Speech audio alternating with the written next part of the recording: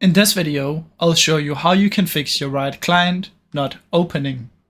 Now first what we want to do is we want to head over to Task Manager and we want to make sure that we don't have Riot client opened.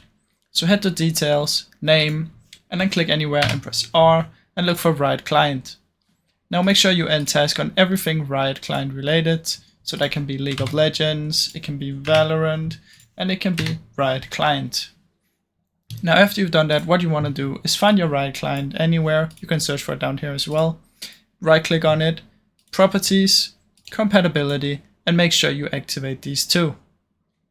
Now once you've done that, what you want to do is head over to the Windows firewall and we want to allow Riot games. So in here, press Allow an app, change settings, press R anywhere and see if you have Riot client.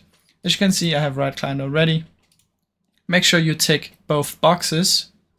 And if you cannot find Riot client, what you can do is press Allow another app, Browse, and in here you want to find the Riot client. So just right click on it, open file location again, and you'll be able to see right here.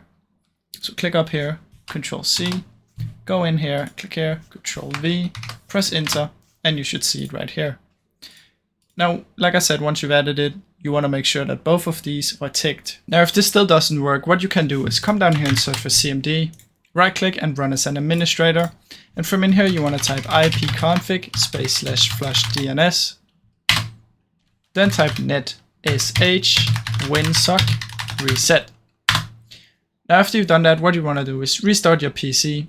Then you want to simply try and relaunch Riot client and see if it works now. Thank you so much for watching.